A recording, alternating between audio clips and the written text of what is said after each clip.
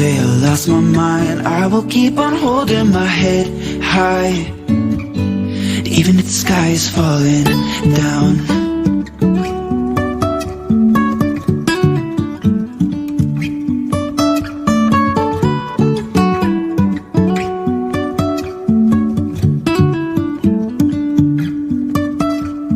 Jumping from cliffs so high, trusting our wings to fly.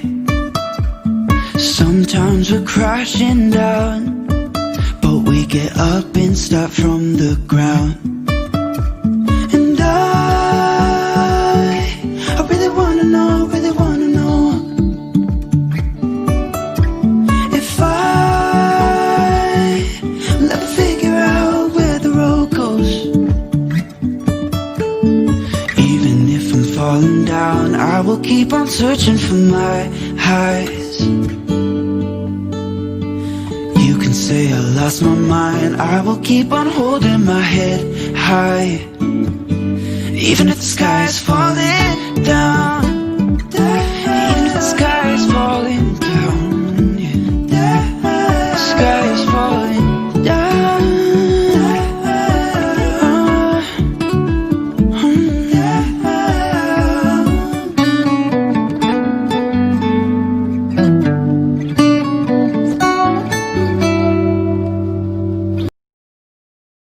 Say I lost my mind, I will keep on holding my head high, even if the sky is falling down.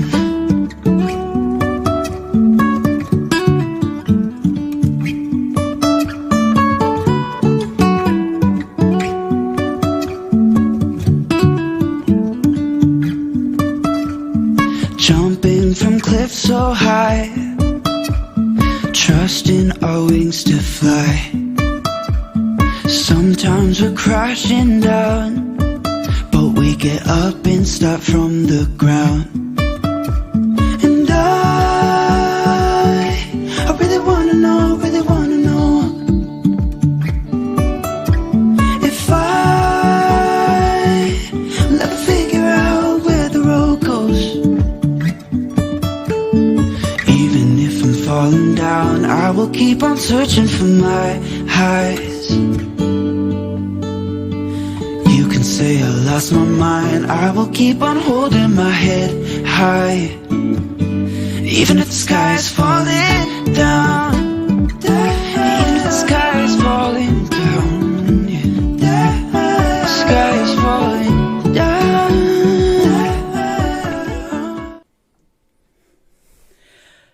And welcome everybody. Hi. Hello. We had a smooth transition. Don't talk too soon. Well, we had a smooth transition. Does not mean we're going to have multiple smooth transitions, but we had a beginning smooth transition. I'm going to celebrate it. So cheers, honey. Cheers. Lift your glass. Cheers. We had a smooth opening transition. And for those of you that haven't been here before, you have no idea how awesome that is. So today, we want to talk about a couple of things tonight. Because actually yesterday we had some fun. Yeah, we did. We went out, we had some fun. Let's see, where was that? Oh, I just had the brochures here a second ago. Oh, here they are. Let's see here.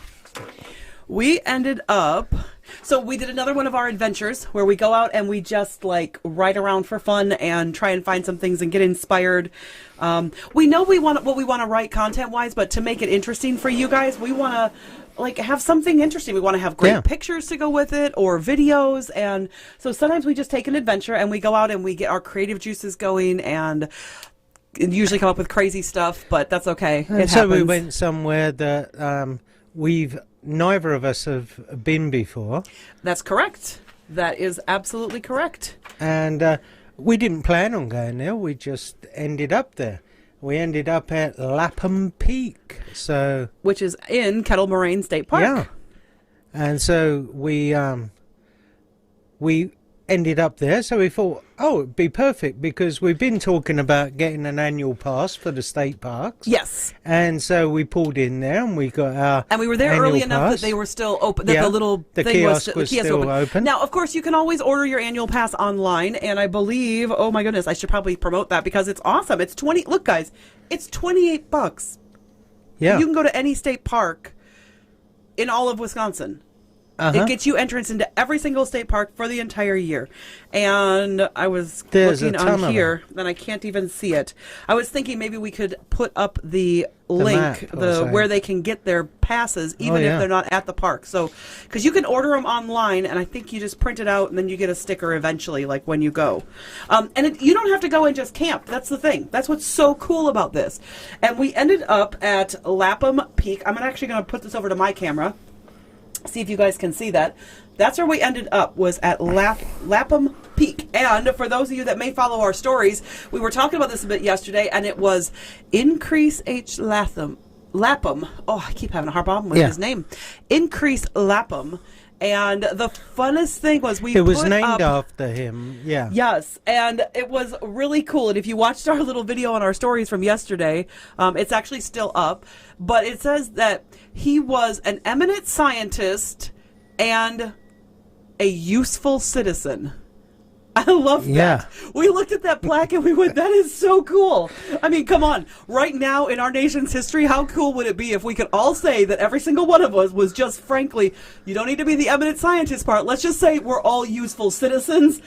That could change our world right there if every single person became a useful citizen. So, I am a little bit of a pessimist optimist mixture. Yeah, we wondered what it was all about when we first saw the plaque. We wondered, well, what made him a useful citizen? Yeah. Well, we found out afterwards, didn't we? We said because there was another plaque. Yep. Exactly.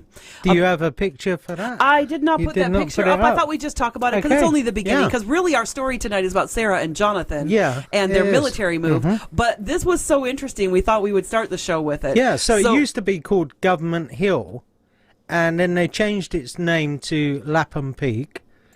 And the reason for that is because, well, Increase Lapham used to go up that hill and take all the weather measurements. And this is back in the 1800s, so this is not like, you know, modern time or anything. This is back in the mid to late 1800s that he lived.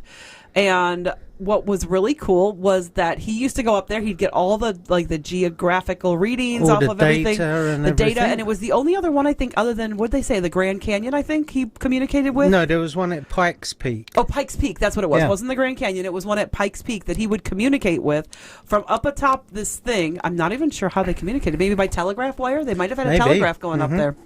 Anyway, he would communicate with them and they would do the whole weather stuff and everything. And this was the most interesting thing. So he actually put together a whole plan so that, because he was very passionate about monitoring weather changes and things of that nature. And this is before, by the way, we had, there were no such thing as weathermen at that time. Just so that you guys know. No such thing as weathermen. No. And he wanted to be able to predict the weather for the Great Lakes. Because he was really passionate about helping Wisconsin farmers be able to help predict the weather to make their crops better and their businesses better. And to help shipping in with the Great shipping. Lakes. Yep, it was the shipping and the farming that he was passionate about helping promote and helping keep it up and running like it should be. So he wanted them to be able to know what the weather was going to be so they could plan, like when you're going to do your crops, when you're not going to, what you should plan. So they could plan better. That was his whole reason. And he actually put together an entire proposal for the state of Wisconsin. He went to the legislature, to the state of Wisconsin, and said, look, this is how we should do this, and this will be able to communicate the Great Lakes and all of Wisconsin and be able to help the farmers. And he presented it to the legislature, and they turned him down. They shot him down. Yeah. They shot him But he was down. unperturbed. He actually took it to the national level. He went to the government, and they said, to the federal this is government. a great idea. So he said, that's okay. State of Wisconsin might have rejected me. So he took it all the way to the national level, to D.C., and took it to Congress, the same proposal, but of course he expanded it to fit the whole nation. To cover the whole country, instead of just Wisconsin and the Great Lakes region, which he was doing before. And Congress went, this is brilliant. This is awesome.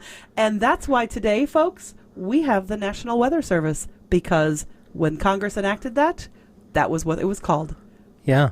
And he came from Wisconsin. And he came from Wisconsin. So the National That's Weather phenomenal. Service is from Wisconsin. That's so cool. Yeah, who knew and that? And this is the kind of stuff that you learn when you go to state parks. Yeah. Even in the midst of winter. Uh-huh. And we will definitely be going back there because they have this really cool, here, I'm going to put it up on my camera again so you can see it, the really cool observatory tower that you can climb all the way to the top. And from the top, Although you can can't see... this time of year. No, as I said, we're going to go back Yeah. because there's this great tower. But this time of year, they have it closed off because of the wind and the snow and everything like that. So... you can climb all the way to the top of that, and you can actually see, even though this is over in Pewaukee County, like way, like over in that area, Kettle Moraine Forest, you can see all the way to Milwaukee, to downtown Milwaukee, and the Great Lakes.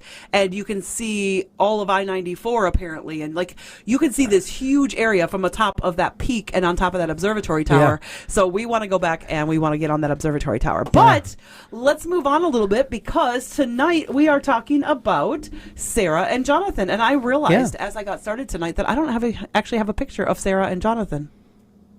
No. I only have one of Jonathan, you did have but I one didn't. Of Jonathan, But I don't think I have it for tonight, that's okay though.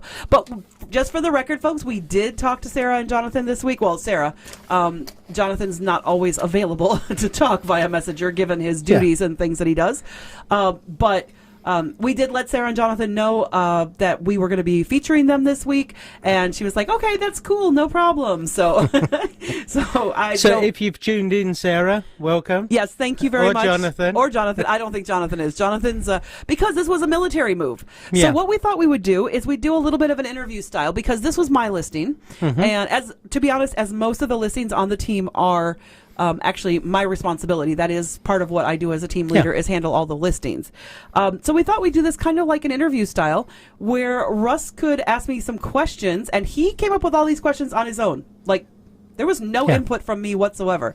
And, so let's get on with it. So, first of all, let me tell you a little bit about Sara and Jonathan. They're a young family. And Sara, gorgeous little girl. She's like just this little pocket rocket, I guess is the way to describe it. And she's sometimes blonde and sometimes dark haired, depending on what mood she's in. And she, I know this about her, but you'll learn something else that I'm like, how would I know that? Anyway, but she actually was retired. She had served a tour of duty with the Navy, and that was where she and Jonathan actually met. Yeah. And then they got stationed at Great Lakes Naval Training Center to work in that place. She got out of the Navy. They had some kids, and they were in Racine, and that's where their house was on Durand Avenue. And I'm going to show you the picture of their house right now so you can see what their house looked like. And that was their house on Durand Avenue. It was one of the first houses that we actually named. What was that? I think it actually was the first house that we gave a name to. I think this might be the first house. Because I looked at this house, and I went, all right, what do you do with a brown brick house? You want to give it something pizzazz or whatever? And we called this house the Brown Butter Betty. Because, ooh, that just makes my mouth water. Russ didn't know what Brown Butter Betty was. And so it didn't make his mouth water. But any of you guys who are Americans probably know what Brown Butter Betty is. It's a great dessert. I still haven't had any. No, but it's a great dessert. It's like a crumble, so I'll take your word for that. I like crumble. You like crumble, so you know you would like it. But anyway, so that was their house on Durand Avenue, and so Russ, let's have at it. Throw those questions at me. Question number 1: how did you connect with them? All right, so that's a little bit interesting because I connected with Sara and Jonathan strictly because they looked at our Google reviews. They actually went onto our Google business. They Googled great realtors in Racine or something. I don't know exactly what they Googled, but realtors in Racine or something like that.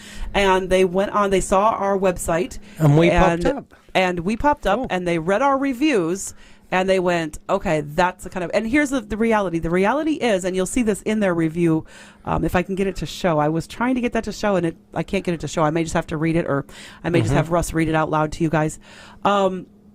But basically, the reviews, they had not had a good experience when they bought their house. They really didn't like the agent who had sold them the house. They felt like She didn't represent them. She didn't actually help them make any decisions. They felt like they did a lot of it themselves, so they didn't want to go back to that person. And then I found out when I looked back at their history, that person wasn't even in the Racine area. Like, they're not even, their primary business is located west of the interstate down in Kenosha County, like way west, So way out they in the didn't county. know the area of Racine, probably, and No, they didn't know very much. They did not. They probably didn't know much about it, which is one of the reasons why we don't primarily work west of the I. Russ does a little bit because as a buyer's agent, he does know those areas better. He's worked that area, but I really don't work west of the interstate much. I think Union Grove's about as far as I go, or Caledonia, the part of Caledonia that's just west of the interstate. Yeah, and I have had one in Burlington, and I went, nope, I shouldn't do that anymore because I don't know that area well enough. So, and I've had one in Waterford as well, and I went, nope, I actually don't know those areas well enough to represent people well, so I just don't do them. I do. Yes, you do, but that's because you're really Yeah. good at that area. You know that area, which is important. But yeah, so I met them because they called us because of our Google reviews. So did you get to meet both of them? See, now that's what's kind of interesting is I did not, even though I know what Sara looks like because we connected through Facebook and I've talked to her on a number of occasions. I've never actually met Sara. Not in person. So how does that work when you come to, selling their house? Contracts on that? Oh, well, contracts we can sign by DocuSign. That's easy. That's really, really simple. I mean, I've actually sold a house for somebody who he was the only person on the house, and I've never met him ever in my life. Yeah. At least Jonathan, I had met him. So, but this other customer, he lives in Vegas, and he did not want to come back to the area to sell the house. He called us up, and I ended up selling the house for him, and he never stepped foot in Racine the whole time. Now with Sara and Jonathan, a little bit different. We just made sure we coordinated everything, but yeah, I've never actually met Sara. They packed up and moved all of their stuff, and they called me like the night before. They called me like that day they were packing up, and I went over to their house to try to meet them before they left. So that I could meet both of them. I went over there, didn't have an appointment. I just they said, we had an appointment for Saturday, but they said, hey, if you have time, you can stop in. We'll be there Friday. So I went, okay. I went over Friday, knocked on the door. I could tell the moving truck was still there, and they were probably still there. But yeah, I actually had not actually ever met Sara because they were in the basement, apparently. Later on, we found out they were in the basement packing things up and doing some stuff down there and eating dinner and things, and never heard me banging on their front door. So that brought me to my next question, which is, did they need to do anything other than pack? Well, I mean, they were basically packed by the time I got there. They had packed everything that they wanted to move in their moving truck, and Sara had left Saturday morning with everything. So, wow. Yeah. And actually, Sara, they both, my appointment was actually for Monday, but they had told me, I'm sorry, I forgot about that. My appointment was actually for Monday with them, but they said, hey, if you can stop by on, it was Friday that they called me. And I knew I wouldn't be able to prepare any kind of documents, but because they called me Friday. And so, yeah, but so Sara, they both actually drove the truck down to where they were moving, or where she was moving to, and then he came right back. So I met with Jonathan when I did. So they had already packed up their house, and yes, there were definitely things that we needed to do, even though he had packed up the house. So how did you prepare them for the sale? Well, I mean, one of the things that you can see, and maybe I should put up a picture here so you can kind of see that. Let's see here. Let's put the pictures up so that I can go to... this mouse doesn't want to work. So one of the things that we did was when I walked in, there was still a bit of stuff in the house. But it was mostly like garbage, like not stuff that was nice. So of course we advised them on cleaning that up and getting rid of stuff. And then probably the biggest thing that we did that was, shall we say, different, I guess. Let's see here. Let's get these pictures all the way back to the beginning. There we go. So you can kind of see there's a bit of, actually, let's see, go that way. All right, so that right there is all virtual staging. So what we did do is Jonathan cleared everything out, all the little garbage bits and just the, like one or two things that were there. And then I did some virtual staging. And then he polished all the floors. So didn't he? here's the thing. Those polished floors are his, and they were not polished when I walked into the house. When I first walked into the house, the floors were very dull, but man, it's great working with a military family because, man, does he know how to polish stuff. I was impressed because I was not sure they were going to be able to polish it to that level. Now, they did already have some great things like the granite countertops and the tile backsplash around the kitchen.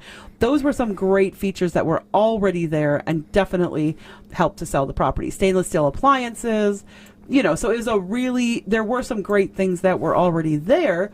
And this extra pantry area. That was a nice little bonus thing. Yeah. For sure.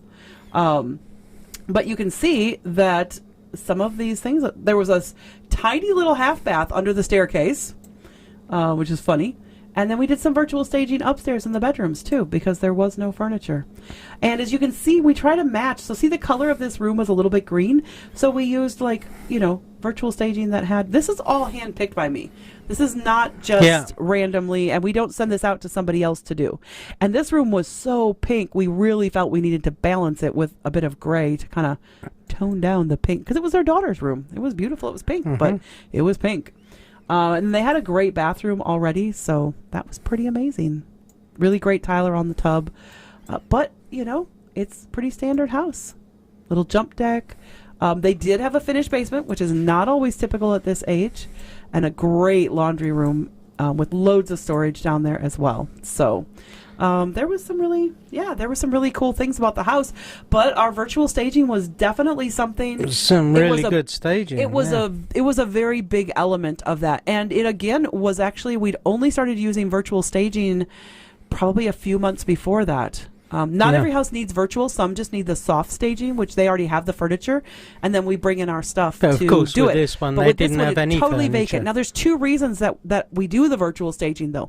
Reason number one is it presents the house in a better light and gives people an idea of how it can be laid out and how it was laid out when there was furniture there.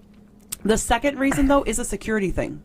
Yeah. Because if thieves or other people think that somebody is living there, they are less likely to try and break in. Whereas if they see a house with vacant pictures, they are more likely to attempt a break-in.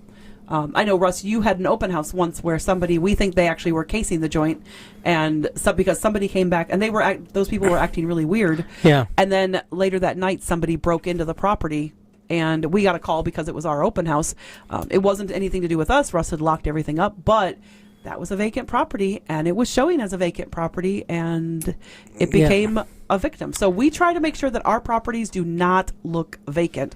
So our standard... Someone had jemmed the window. The police was there when we went back, and we found out. But our standard contract includes either soft or virtual staging. So that's kind of part of that. So how long did it take you to sell their home? I did not look this up, but I believe that we had an offer within. I know we had multiple offers on this property. That is for sure. And I believe we had multiple offers within a week. It was less than a week. This was this was in the fall, and the market usually drops off a little bit in the fall, so it's not quite as vibrant and robust. But so we listed it in September, I believe, late August or September, something like that, and it's just not as robust at that time of year because people are getting their kids back to school and stuff like that. And then, of course, this year, COVID, that really definitely... And COVID had a surge in September this year, late September, into October. So that affected stuff this year. But we had an offer... We had multiple offers. I know that because we had two choices. And the offer that we chose was not a VA. The VA, there was actually two offers, and we chose the offer that offered less money. But it was a stronger contract it actually had no inspection. No inspection, wow. It had no inspection. So it was a little bit less money, but there was no risk of the buyer walking due to inspection. And it wasn't a lot less money. It wasn't like it was 10 or 20,000 less. It was like a difference of a few thousand. And the risk to them, they were like, no, we want to make this smooth and clean and nice. So the contract had no inspection in the contract. And so, and they were confident their house was in good shape. They didn't mind, but they just didn't want a buyer to pick apart little tiny things. It did have older windows throughout the whole house. So, that's something that sometimes buyers will pick apart and try and get the offer down later on. So it was something that was obvious. People could see it. But we knew it was okay on like exterior paint because they had all that done just prior to listing it. Well, because we knew that this would be appealing to FHA and VA buyers, we had advised them prior to, and you're right, I forgot to mention that, we had advised them prior to listing to get some of the trim painted because there was some flaking, peeling paint. It was just on the trim because it's a brick house, so it was just trim work. And so they hired somebody to come over and do that painting for them. They got that done really quickly, and we got it on the market. So where were they moving to? So this is what's kind of interesting. Their military move, which is always a little complicated, and especially when one spouse is in the military and one has left the military, that can be a little complicated. So in their case, Sara was moving to Indiana, right near Purdue, because that's where she was going to go to school. She's going to do some schooling, and up some of her licensing and things like that. And he was moving, oh my gosh, I want to say it was either North Carolina or Jacksonville. But then he was going there for a school, and then he was going to be stationed in Hawaii. And I said to Sara, I'm like, why are you not going to, like, I understand you wanting to be in Indiana if he's just going to be in North Carolina or something, but why would you not move to Hawaii? And she goes, because we don't know how long he's going to be there. He might move again, and then we'd have to move. And they have family in Indiana, so she knew she'd have a support system there in the Lafayette, Indiana area. So because they do have children, and so they have children, and she was going to be basically a single mom because he was getting deployed anyway. So no matter where they had moved to, she would have been like a single mom having to deal with it. So having her family support system there, that's why they made that choice. It made sense, and that's going to be, like their permanent base. Yeah, that's where they want to be after he gets out of the military. Yeah. So it kind of made sense for that reason. So yeah, that does make sense. So were you able to help them buy their new house? So it's interesting because when they first started this process, they said, well, we're not going to buy a house right away. We're going to sell ours. We're going to get to know the area a little bit better, and et cetera, et cetera, et cetera. And I said, that's fine, no problem. But here's a service that we offer just to let you know. And would you like an introduction to a great agent who would at least maybe start to educate you? And they both went, yeah, that'd be great. We could start getting, they could start educating us. They would understand. We could tell them ahead of time. We're not buying for 6 months to a year because we're going to go into a rental and et cetera, et cetera, et cetera. And they closed on their house in Racine, sold it in October. And they were already down there, of course. And I was like, all right, that's great. Let's get you set up with someone. And we got them set up with someone. I'm going to tell you a little bit more about that in a minute because that was one of our double ones that we had to do. And just to kind of show what that service does for people. But they moved. They were both, he was still here. And then he went down there and they were like, okay. And like a month later, they decided they were going to buy a house. So they actually closed on their new house, I think before Christmas or right around Christmas, early January, something like that. So much for waiting 6 months. So that was really great that we got them hooked up with somebody. Well, that was cool that Jonathan was able to participate whilst, He was, because he hadn't been moved to Hawaii. He wasn't moving to Hawaii until... I want to say he wasn't moving to Hawaii till like February or something because his school he was moving to down in, I can't remember if it was North Carolina or I can't remember if it was South Carolina or Jacksonville. I feel like it was the Carolinas though. It was a base in the Carolinas in my head. Anyway, so he was moving there and he was there for a while. So it was good because he got to see a lot more pictures. He hadn't been deployed. He was just at school, so to speak, doing some training for the new job. And so that was kind of really nice for them. And he was able to participate more. And in this case, though, this is one of our interesting ones. So I want to talk a little bit about our referral system that we use and what makes it a little bit different. Because our referral system that we use is, how shall I say it? Okay, so we can reach out and we can just randomly throw you to an agent in some other place. But Russ and I have found that's not always the best choice. No, because we are, our company is part of Leading RE, which is leading real estate companies of the world. So we're actually global rather than being just local and national. We can do it all over the world. Absolutely. But here's the other thing. We actually did this for our best friends quite a few years ago, and they did not have a great experience with the first realtor we sent them to. And we did that on like the blind system. Yeah. So from that point on, we changed how we did it. Now what we do is if you want to be referred to another agent, we absolutely want to do that for you, but we take it to another level. Because you know what? I just can't be satisfied with just doing it the way everybody else does it. We want our clients to be treated as we would treat them. And so Kimberly interviews the other agents. Yeah. On your behalf. Yeah. So you don't have to ask the hard questions and you don't have to know. So recently I did this for somebody else as well.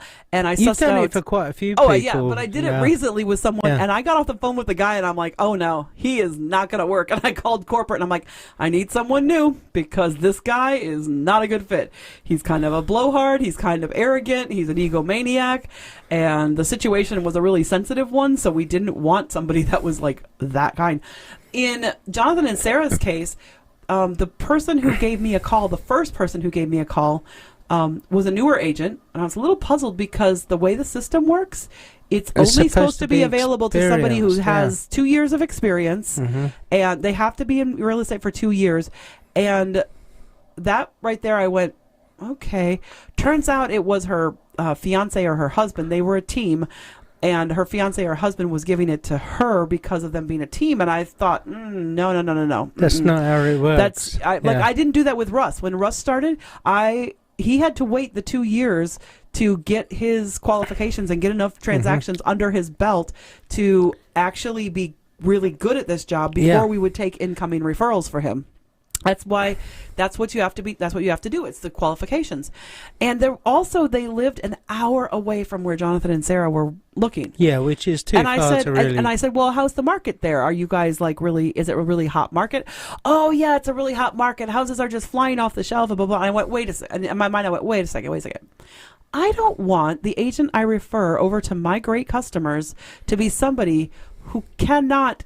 If there's a great property that comes on the market and you live an hour away from it, you're not going to be able to jump up. You might not be able to jump up and run because if you're showing other people properties in your area where you live and work. And you've got to get back and it's going to take you an hour. It's going to take you an hour just to get there and then another hour just to get back. And if you have other appointments, whereas if you're living in the area and you've got a spare hour, you might be able to get them into that house. You in might that be spare able hour. to get them into a couple of houses exactly. in that hour. Whereas if you have a travel time of an hour each way, that's like way too much. And I was like, no, if your market's that hot, I said, I just don't think this would be a good fit. I appreciate your time. And we went back to corporate and said, we need someone else. And we hooked them up. The second person I interviewed was amazing. She is such a great person.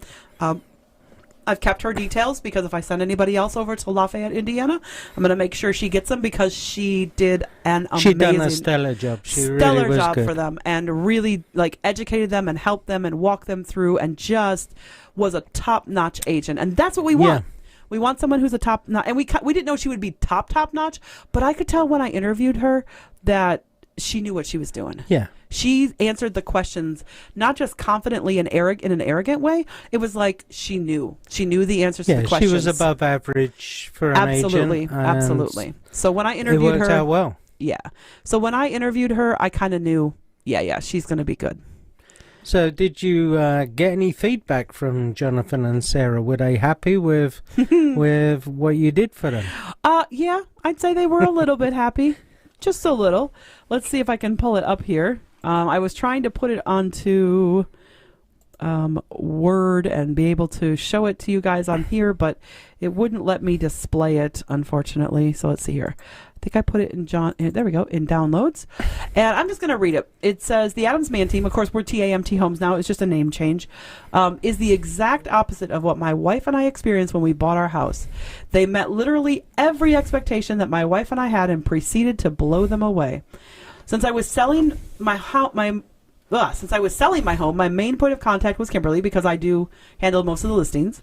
Her professionalism coupled with a constantly upbeat and friendly attitude were a huge comfort to me. Not to mention she couldn't be stumped with any of my questions despite my best efforts. However, if it was outside the scope of her knowledge, she would let me know if she couldn't answer a question. For example, he was asking some questions about capital gains and things of that nature, and I told him he needed to speak to an accountant because that's what they do. That's not what realtors. We can't advise people legal on questions, legal questions and tax questions. We are not, unless we also hold the tax license. There is an agent in our office who also is an accountant who also works for H&R Block during the busy season. There's actually a couple. But there's one that's really good. And so she could answer those questions because she also has that license. But unless you have that, you cannot do that. So let's see here. Additionally, every interaction with her felt honest and genuine. Not once did I feel like she was trying to sugarcoat anything, even when our issues with my home were less than ideal. Frankly, I don't remember things being less than ideal ever. So, because honestly, they worked with me so well. I just don't see that. But while talking with her in person, not once did she ever give me the impression that I was second fiddle to anything else. Nor did I feel rushed through anything like I felt with past realtors. The Adams Mann team were nothing less than patient at all of our meetings or phone calls. To say that they go beyond the norm is an understatement. Kimberly was more than willing to go beyond what I would say is expected of a realtor. Time and time again, I was shocked at the little extra things she would help with, from getting additional keys cut for the property to helping to make sure all of the little finishing touches are in place prior to photos being taken with her professional photographer. Not to mention being present at every critical point of the sales process, from an in-home consultation to the hand delivering the closing documents to me. She delivered on her promises every time. While I write my review, I struggle to think of any areas where she could possibly improve, and to be honest, I cannot think of one. I guess there was one call that she cut short, but only after asking if I was okay with it, which I will always do. I will be recommending the Adams Mann team to all my friends and coworkers for sure, which we love them. And it wasn't, honestly, if they hadn't even written this review, I would still have loved them because they were so awesome to work with. They were they were such a lovely couple. Any other questions for me? No, that was all my questions. So I hope you got to know a little bit about Sara and Jonathan's story. And I made it through. You did. Wow, that took a while. Oh my goodness! I should probably put this up. But these are the things we really love: is hearing back from clients after the transaction's all finished and over and done with. To get some feedback from them like that is absolutely amazing, and it has to you have to give yourself a big pat on the back for that one, because you did go above and beyond in a lot of areas. Okay. And I know you do that for all our clients. I was going to say, the thing is, what's funny about that, and I appreciate Jonathan and Sara saying that, but the reality is I didn't do anything for them that I don't do for everybody else. Yeah. I know. I appreciate the fact that they expressed it to us. Not everybody expresses it through Google reviews or through a nice review like that.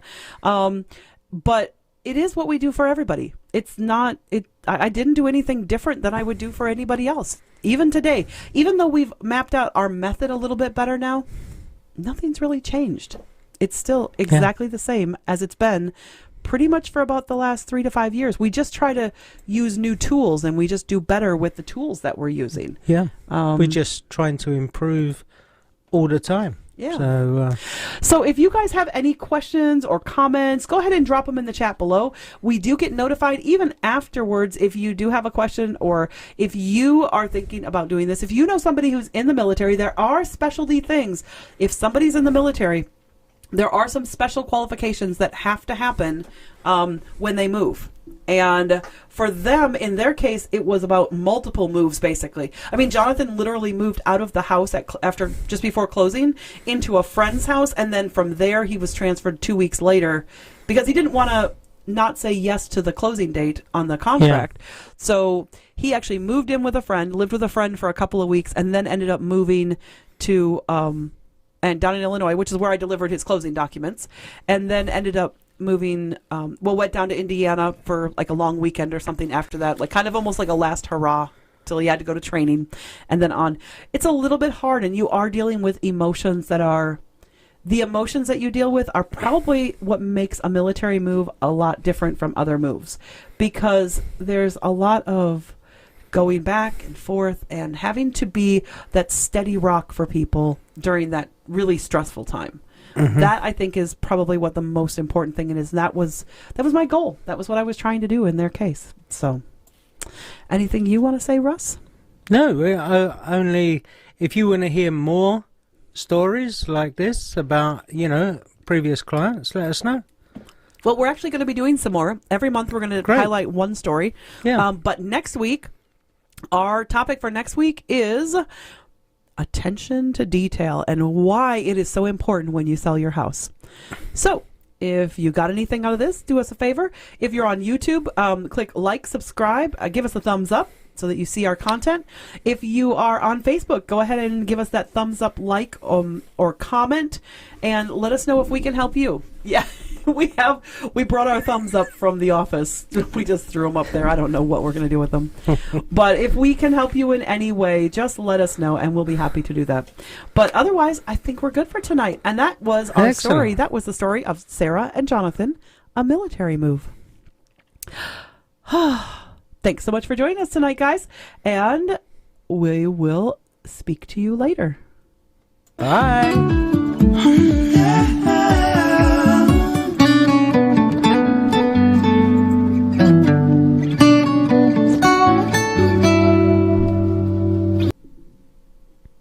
Say I lost my mind, I will keep on holding my head high, even if the sky is falling down.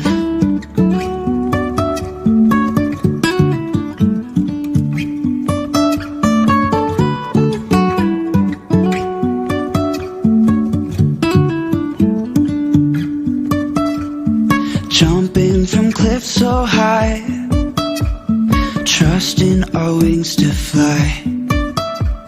Sometimes we're crashing down, but we get up and start from the ground. And I really wanna know, if I will ever figure out where the road goes. Even if I'm falling down, I will keep on searching for my highs. Say I lost my mind, I will keep on holding my head high, even if the sky is falling down. Even if the sky is falling down, yeah. The sky is falling down.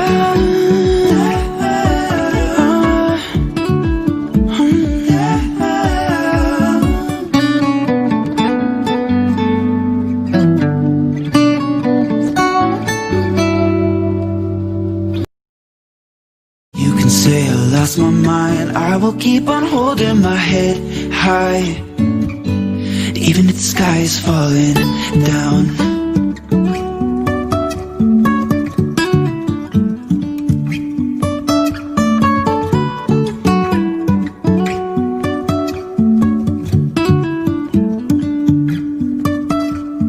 Jumping from cliffs so high, trusting our wings to fly. Sometimes we're crashing down, but we get up and start from the ground.